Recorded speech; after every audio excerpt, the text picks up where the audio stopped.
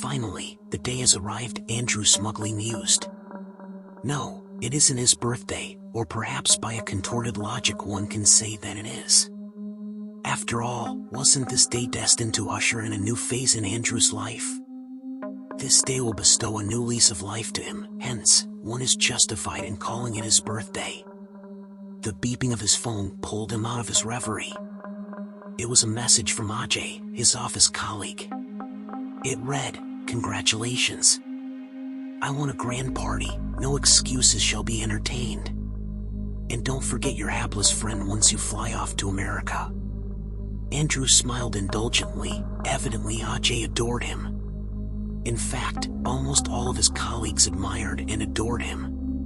Andrew's charismatic personality, coupled with his good looks and pleasant disposition, won him a great many friends and admirers. However, this deluge of admiration had deluded him into thinking that the world revolves around him. But in this case it wasn't presumptuous of him to think that since last few days he had become the hot topic of discussion amongst his colleagues. Its last few days his office was abuzz with news of him, and he had actually become the sole topic of discussion. Rumors had it that the managerial board has decided to promote him and offer him a position at their San Francisco branch. There were several other perks such as a furnished, luxury accommodation, subsidized transportation, free gym membership, etc. His performance had been excellent in the last fiscal year, and he had been expecting an appraisal, but this was beyond his wildest imaginations. He had always been attracted to the American dream, but being a mediocre student he had accepted the harsh truth that this dream would forever remain unfulfilled. "Now all my dreams will be fulfilled, for Lady Luck has finally smiled upon me," Andrew gloated as he chewed on his breakfast. Today his manager will officially declare his promotion and offer him the transfer letter to USA. He had already prepared the speech which he will deliver after the official announcement.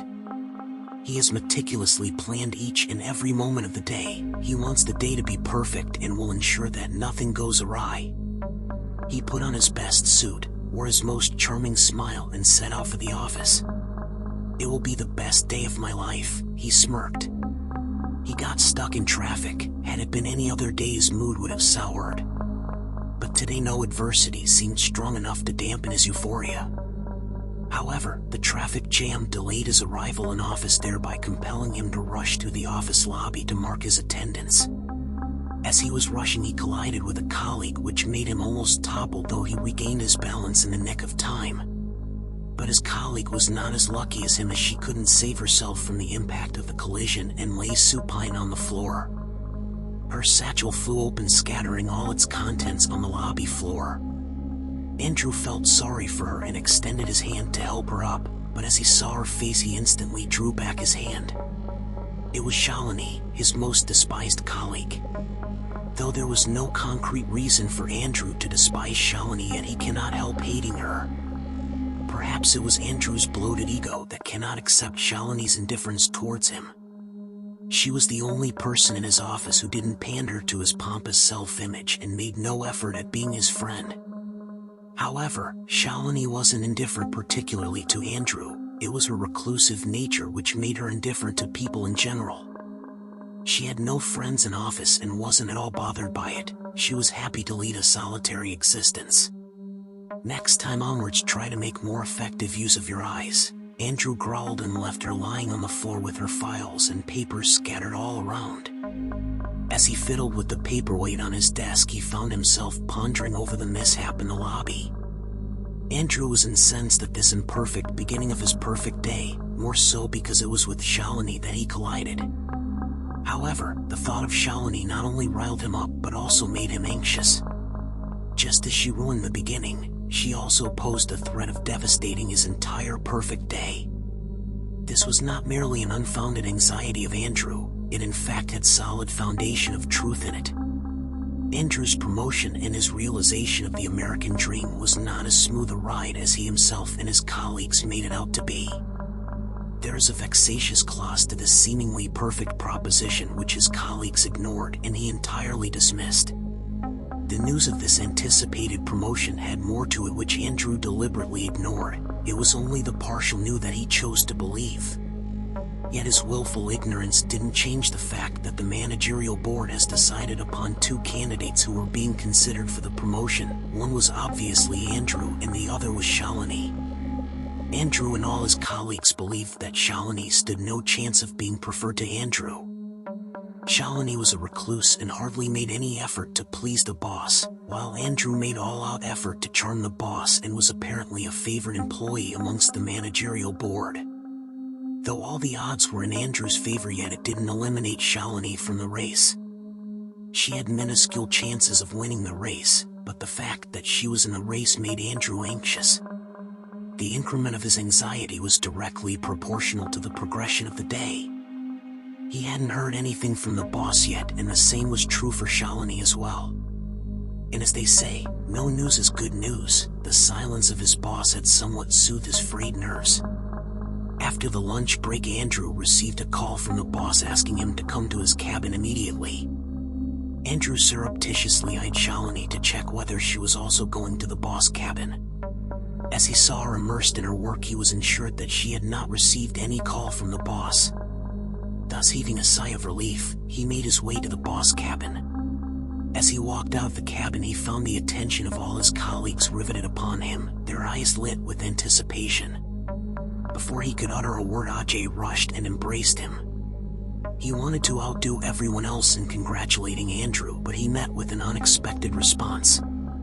Andrew pushed him away and started laughing maniacally before he crumbled onto the floor bawling. Everyone was perturbed by his sudden maniac behavior, but no one could muster the courage to approach him. After what seemed like an eternity, he finally cooled down and regained his composure. His eyes were bloodshot, and he shot a glance of pure hatred towards Shalini, who was still immersed in her work, unperturbed by the drama unfolding around her. He shouted menacingly, "Congratulations, witch! You have succeeded in snatching away my dreams with your black magic."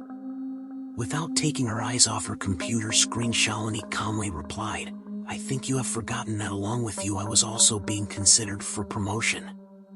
It isn't gracious of you to blame me if the managerial board has chosen me over you, is it?" The entire office was dumbstruck to hear that it was Shalini who has been promoted, not Andrew. Andrew retorted with equal composure, "Yeah, it isn't gracious of me to blame you. However, why don't you prove your graciousness by inviting us all for dinner to your home? I suppose with this undeserved promotion you can finally afford to regale us, can't you?" Shalini finally looked away from her computer screen and answered with a sigh, "Yes, owing to my undeserved promotion I can finally afford to throw a party. So, I invite you all to dinner at my home tonight, with Andrew as my guest of honor. I expect you all by 8 p.m. Please don't disappoint me." Though no one could comprehend the rationale behind Andrew's asking for a party from Shalini, yet everyone was intrigued by the interesting turn of the events. Shalini was an enigma to everyone. Neither did she ever visit anyone's home, nor did she invite anyone to her home. It was only when they saw Andrew's message in the WhatsApp group did comprehension dawn upon them. Andrew had some faint idea that Shalini lived in a dilapidated dwelling in the poor quarter of the city. He provoked her into inviting them to her house because he wanted to make fun of her poor living standards.